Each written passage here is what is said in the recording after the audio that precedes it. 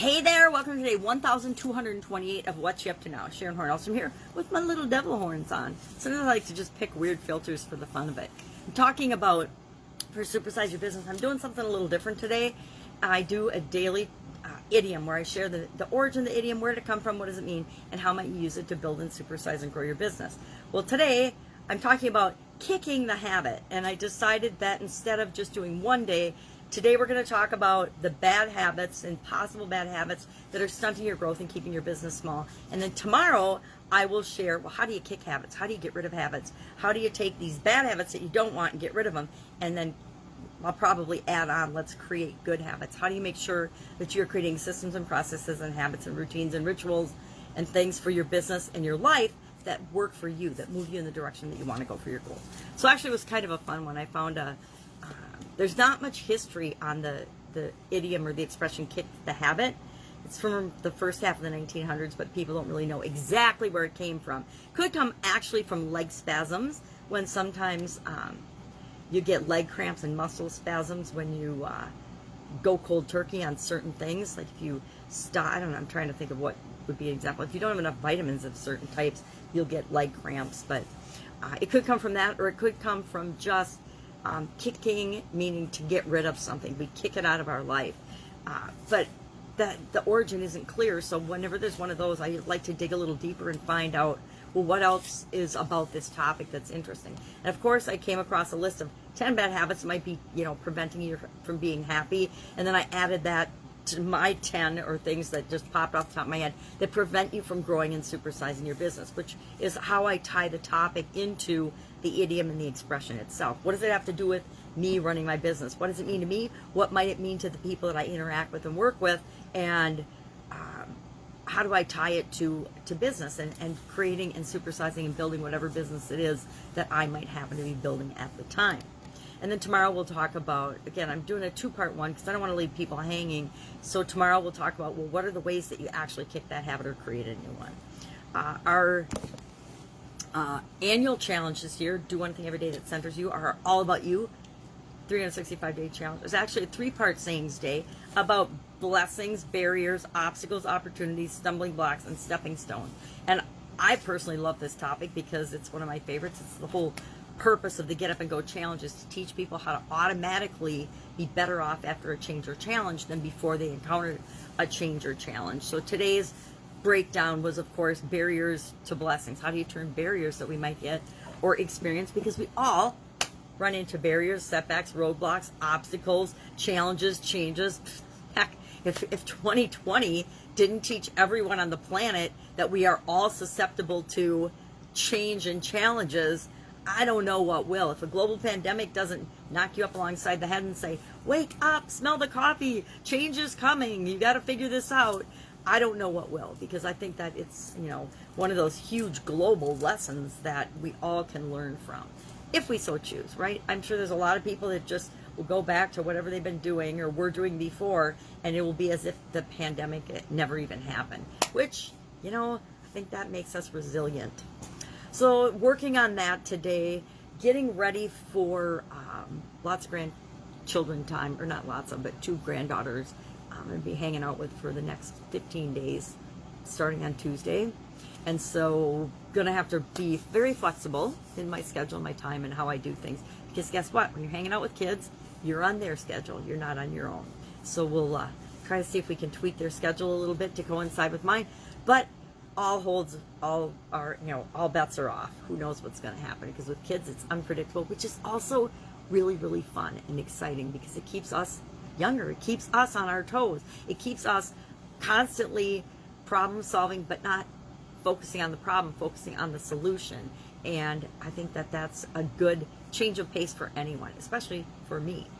So I'm actually starting to get excited about it. I know everybody's like, oh, you should be dreading it.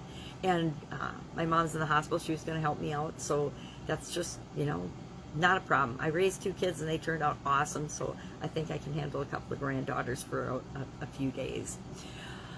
So part of what I'm working on, reading challenge. I'm in a reading challenge. So I'm really focused on getting that done.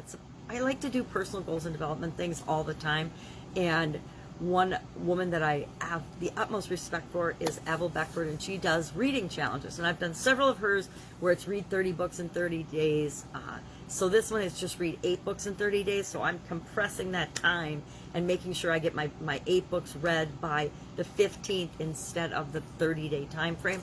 Just so if I am busy and I am, my schedule's not my own, or if I'm up all night and not sleeping, I want to make sure that I can get that done. Because why? I do what I say I'm going to do. Do I do what I say I'm going to do for Avril, the leader of the challenge, or do I do what I say I'm going to do for me? It's for me. And so I said I was going to do the challenge. I'm on book 5 today. I should have gotten through more of it yesterday, but I find that some of the books I choose to read, Avril teaches us to pick the pieces of the book that you need to solve a current problem or a situation that you're facing. Unfortunately, at this point in my life and career, I pick books that I'm really interested in, so I tend to find that I don't want to read the way she teaches us to. I want to read the whole book. And so this is the 3rd book out of 5 now that I haven't just wanted to pick and choose sections of. I've wanted to read the whole book. So I'm hoping that the rest of the books that I selected that are in my pile over there that I'm looking at, I can use her strategy. I know one I started, but I put it to the end because I totally want to read it using the strategy that she taught us. And I've actually, it looks like I've got like 3 that are like that. That will be, the last 3 will probably be like that. And the one I'm reading right now is I want to read every bit of it, but I think I'm going to have to back myself off and just pick and choose the pieces I want to read. Because that's the way to get the solution to what I'm solving this time. And I'm not sharing what I'm solving. It's a secret. All right. If I can help you anyway, ask. I'd say ask now prior to the 15th rather than waiting till the 15th because I might not be as available as I am right now. Otherwise, that's it. That's what I'm working on. I'm prepping and I'm getting ready. I'm excited that I actually broke today's idiom into 2 days because I need to come up with my whole batch of idioms for during that time period. So I'm going to come up with what are the next 15 idioms we're going to talk about and go through. And I actually got from my aunt and uncle a new book, quotes and sayings. So maybe what I'll do today is I will, these are those books with the teeny tiny writing, which makes me insane. Might have to get some help to pick them out. But I will pick out probably for that 15-day period, I'll pick out 15 idioms or sayings from this and start doing that.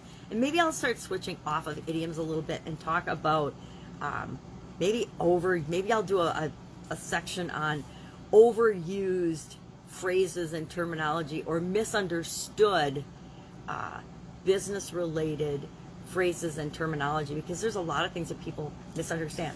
And the reason I'm thinking about this today is yesterday I had a huge discussion with my granddaughter, she's 6 now, between the word well, W-E-L-L as in good, well, I am doing something well, and while, W-H-I-L-E. And I realized how things that sound alike, especially to children and adults as well, by the way, get misunderstood and misinterpreted. It's why we spell things. It's why we use the wrong word. It's why we, besides getting older and just jumbling our language, it's why we call people the wrong name. I am notorious for calling people by the wrong name. Like, I mean, my kids, my grandkids, the pets, everything. I'll be looking at their face and still call them the wrong name. I don't know how we do that, but I guess our brains get a little discombobulated. So maybe that's what we'll talk about for those 15 days is, hey, let's talk about most often misinterpreted or misused business terms. But I'll have to be careful not to get into anything political or that's being politicized because I don't want to get into that stuff. It's controversial. Everybody gets an opinion, including me, and I don't feel it's my right or my even any of my business to pontificate about some of those topics. Now, doesn't mean I won't pontificate about beliefs and thoughts and feelings and the way we react, but I don't want to pontificate about things that I think that are just being misrepresented. All right, that's it. I'm gonna sign off. Have an absolutely amazing day. Granddaughter's coming in a few minutes, and I want to have a fun day with her and have more discussions on while and well. While mean during time, like when and while are time denoting words, and so it's really interesting. You forget that people don't define things or hear things or see things the same as we do. And it's a really good reminder working with kids and being with kids to remember that, to see that. and realize that we're all just big kids and it's easy to misunderstand things. All right, have an awesome day. If I can help you in any way, ask. Otherwise, I'll be with you tomorrow. Bye. Without the devil horns.